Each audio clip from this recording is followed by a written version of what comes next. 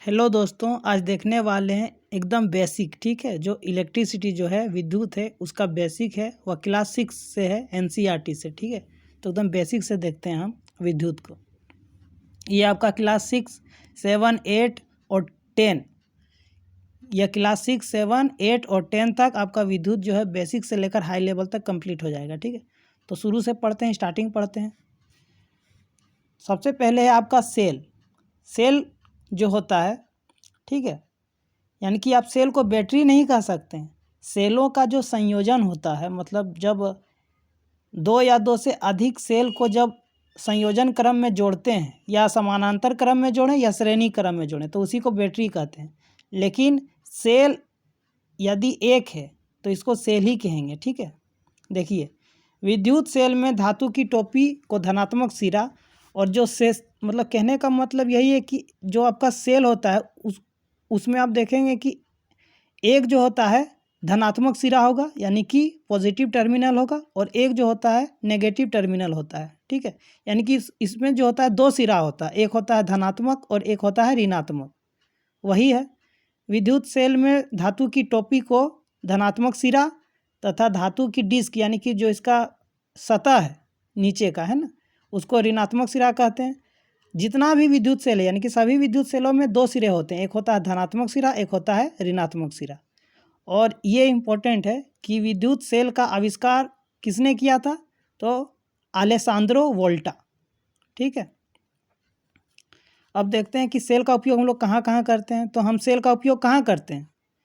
विद्युत स्रोत के मुख्य रूप में विद्युत सेल, यानी कि विद्युत स्रोत, यानी कि हमारा जो विद्युत स्रोत है उसमें से हमारा एक मुख्य कौन सा आता है, तो सेल आता है। विद्युत के लिए सबसे मुख्य स्रोत कौन सा हो गया? सेल हो गया। सेल पहला होगा तब ना विद्युत करंट को पास करेंगे। तो विद्युत स्रोत के रूप में विद्युत सेल का उपयोग, मतलब सेल का उपयोग हम लोग कहाँ कहाँ करते हैं? तो जो आप घड़ी पहनते हैं उसमें करते हैं। ठीक है, जो आप दीवार में जो घड़ी लगाते हैं उसमें किया जाता है। जो आप रेडियो सुनते हैं, जो आप कैमरा से जो फोटो खींचते हैं उसमें किया जाता है। ठीक है, टॉर्च में किया जाता है, अन्य वस्तुओं में किया जाता है। हमारा जो विद्युत सेल में क्या उपस्थित होता है, तो विद्युत सेल में जो होता है रासायनिक पदार्थ होता है। ठीक है, यही जो करता है, क्या करता है, रासायनिक ऊर्जा को विद्युत ऊर्जा में बदलता है। ये आप आने वाले क्लास में पढ़ेंगे। ठीक है, पहले आप समझिए कि विद्युत सेल में हमारा क्या होता है, तो रासायनिक पदार्थ होता है सिर्फ। ठीक है, रासायनिक पदार्थ होता है। और आने वाले क्लासों में हम क्या पढ़ेंगे कि विद्युत सेल जो होता है वो रासायनिक ऊर्जा, इसमें जो होगा रासायनिक ऊर्जा खत्म करेगा, रासायनिक ऊर्जा खत्म होगा और विद्युत ऊर्जा में परिवर्तन होगा, मतलब विद्युत ऊर्जा देगा हम लोग को। अब पढ़ते हैं बल्ब। तो बल्ब के बारे में देख लीजिए यहाँ पर सबसे पहले डायग्राम से। बल्ब हमारा कुछ इस प्रकार होता है। ठीक है, और बल्ब का जो होता है दो टर्मिनल होता है। एक टर्मिनल जो होता है वो केंद्र से, मतलब सतह के केंद्र से होके जाता है, और एक जो होता है नोक पे होता है, यानी कि धातु की नोक से जुड़ा होता है एक सिरा, और एक जो होता है धातु की सतह से, यानी कि ढांचे से जुड़ा होता है ये।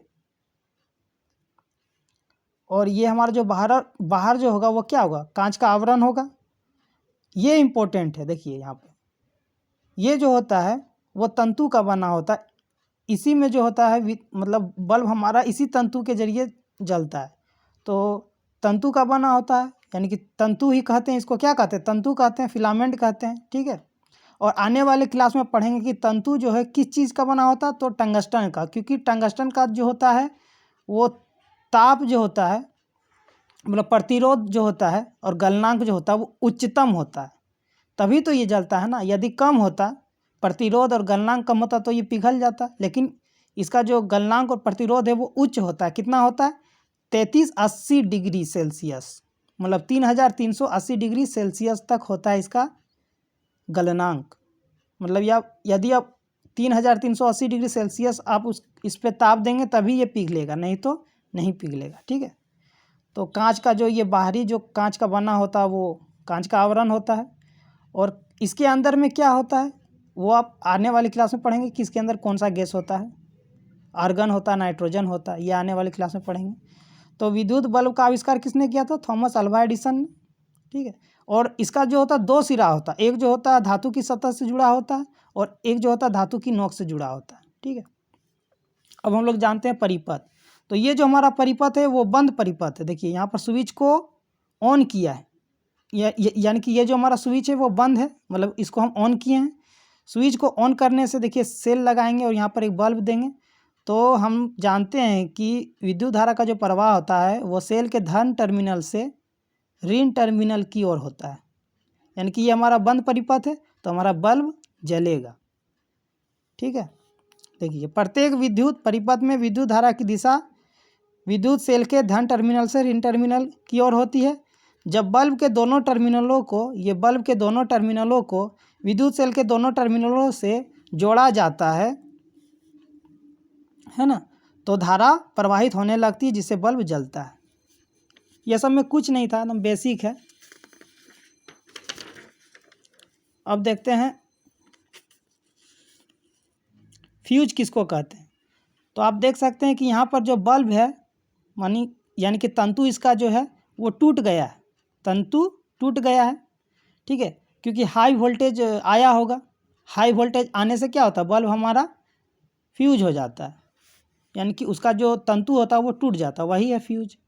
विद्युत बल्ब अनेक कारणों से फ्यूज हो सकता है। इनमें से एक कारण बल्ब के तंतु का टूट जाना है। बल्ब के तंतु के टूट जाने के कारण विद्युत सेल के टर्मिनलों के मध्य विद्युत धारा का परिपथ भी टूट जाता है। देखिए यदि विद्युत बल्ब का तंतु टूट गया तो विद्युत धारा का परिपथ टूटेगा कि नहीं। यदि हम यहाँ से सेल से अगर विद्युत धारा को प्रवाहित करेंगे तो यहाँ तक आते आते फिर आगे पास कैसे होगा, क्योंकि यहाँ तो टूटा हुआ है।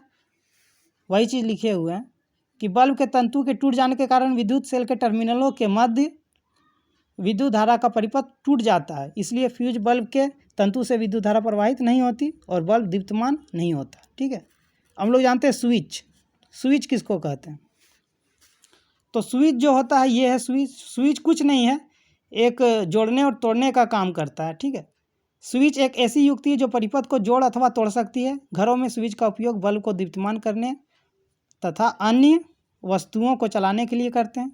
ये हमारा इम्पोर्टेंट है, आने वाले एग्जाम में इस तरह का जो है एग्जाम्पल से पूछा जाता है क्वेश्चन। विद्युत चालक किसको कहते हैं, यानी कि जिसको हम लोग सुचालक। विद्युत चालक जो पदार्थ विद्युत धारा को अपने में से प्रवाहित होने देता है उसी को विद्युत चालक कहते हैं। जैसे कि चांदी, तांबा, एल्युमिनियम, मानव शरीर, अशुद्ध जल, ये सब में क्या होता है, विद्युत का चालन होता है। इन सब से विद्युत का चालन होता है। चांदी जो होता है हमारा सबसे अच्छा विद्युत का चालन है ना, कि चांदी जो होता है वो विद्युत का सर्वोत्तम मतलब गुड कंडक्टर जो है, सबसे सर्वोत्तम वो चांदी होता है।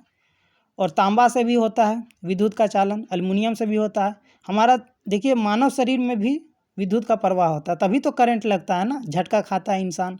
अशुद्ध जल में भी जो होता है वो विद्युत का चालन होता है।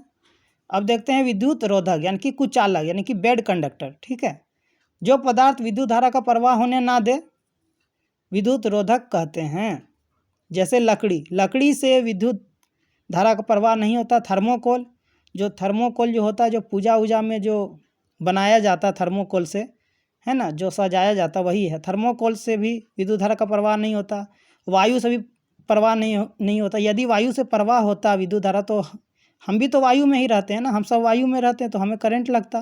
प्लास्टिक से जो होता है विद्युत धारा का प्रवाह नहीं होता, रबड़ से नहीं होता है, शुद्ध जल से नहीं होता। वर्षा जल, यदि किसी तालाब में शुद्ध जल है जबकि तालाब में शुद्ध जल नहीं होता, मान लेते हैं यदि किसी तालाब में शुद्ध जल है और वहाँ इलेक्ट्रिसिटी पास किया जाए तो वहाँ पास नहीं होगा, करंट नहीं होगा, क्योंकि करंट वहाँ पे पास होने के लिए क्या चाहिए, अशुद्ध जल चाहिए, ठीक है।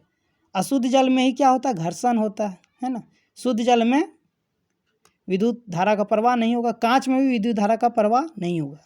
तो आज के लिए इतना ही रखते हैं। यह आपका पूरा क्लास ख़त्म हो गया। क्लास 6 का था बेसिक इलेक्ट्रिसिटी। तब तक के लिए धन्यवाद।